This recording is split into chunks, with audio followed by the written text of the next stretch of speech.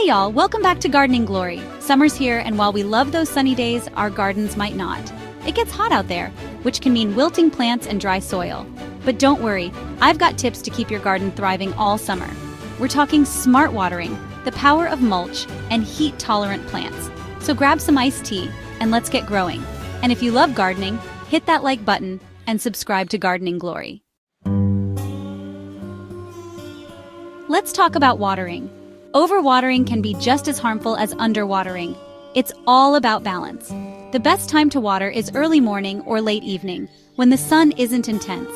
This allows water to soak into the soil and reach the roots before evaporating. Deep watering, 2 to 3 times a week, encourages roots to grow deep and strong.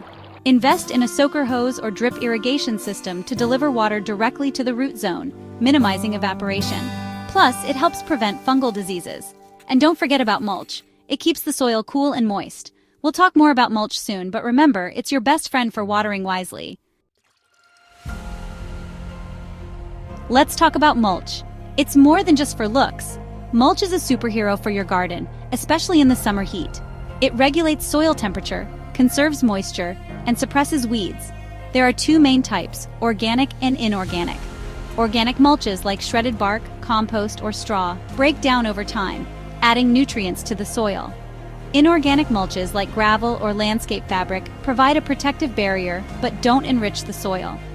Choosing the right mulch depends on your garden's needs and your preference. I lean towards organic mulches because they enrich the soil as they decompose.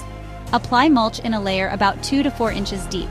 Spread it evenly around your plants, but leave space around the base of the stem to prevent rot. Don't be afraid to get your hands dirty.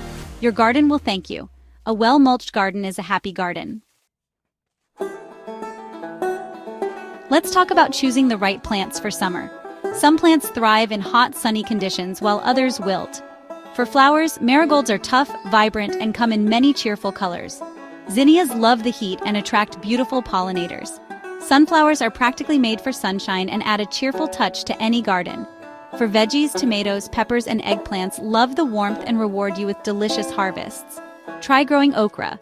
It's a southern favorite that can handle intense heat. Herbs are incredibly versatile, and many varieties love basking in the summer sun. Rosemary is drought-tolerant and a personal favorite. Basil grows like a weed in warm weather and adds delicious flavor to many dishes. Thyme is practically indestructible and thrives in heat and poor soil. So, if you're looking for plants that can take the heat, give these summer-loving varieties a try. Your garden will thank you. Shade and protection. Give your plants a break. On scorching summer days, plants need shade too. If you notice your plants wilting in the midday sun, it might be time to give them a break. Use shade cloths or row covers to filter out some sunlight. Get strategic with your planting. Taller plants can provide natural shade for smaller, more delicate plants. If you have potted plants, move them to a spot that gets morning sun but afternoon shade. Your plants will thank you for it. Providing shade doesn't mean depriving your plants of sunlight altogether. It's about finding that balance and creating a comfortable environment where they can thrive. Happy plants make a happy garden. Feeding your garden summer nutrition boost. Just like we need extra hydration and nutrients in the heat, so do our plants. They're working hard to grow and produce, and they need a little extra boost. I'm a big fan of organic fertilizers like compost, fish emulsion, and seaweed fertilizer. They provide a gentle, slow release of nutrients that won't burn your plants. But don't overdo it. Too much fertilizer can stress your plants. I usually fertilize every 3 to 4 weeks during the summer and water it in well afterwards. Avoid using chemical fertilizers during extreme heat. They can be too harsh. Remember, slow and steady wins the race.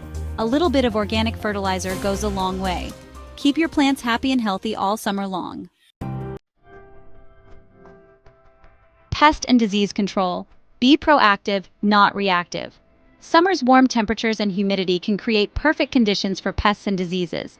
But we can stay one step ahead with a little preventative action. Aphids are common summer pests. A strong spray of water or insecticidal soap can control them. Spider mites thrive in hot, dry conditions, so keep your plants well watered and increase humidity. Whiteflies are another nuisance. Sticky traps can catch them, and companion planting can help. Marigolds repel whiteflies, so plant them near your vegetables. Prevent plant diseases by watering at the base of your plants, not overhead. This helps prevent fungal diseases that thrive in moist conditions. Good air circulation is key. Make sure your plants have enough space to breathe. Prune any overgrown branches or foliage. If you spot any diseased leaves or stems, remove them immediately to prevent the spread of infection. Stay proactive and your garden will stay healthy. Happy gardening! Summer lawn care. Keep it green and gorgeous. For a lush green lawn, mow it high. This shades the soil, retains moisture, and prevents weeds.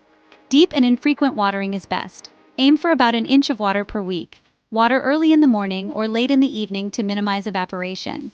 Fertilize cautiously during extreme heat to avoid stressing your grass. If you need to fertilize, do it in early or late summer when temperatures are cooler. Regularly weed your lawn to keep unwanted invaders at bay. A little bit of TLC goes a long way in maintaining a healthy green lawn. Enjoy your beautiful lawn all summer long. And there you have it, friends, my top tips for keeping your garden thriving all summer long. A little care and attention create a beautiful and bountiful outdoor space. Now, I want to hear from you. What are your biggest summer gardening challenges? Let me know in the comments below and I'll do my best to help you out. Don't forget to give this video a thumbs up if you found it helpful. And subscribe to Gardening Glory for more gardening tips and inspiration. Happy gardening, y'all!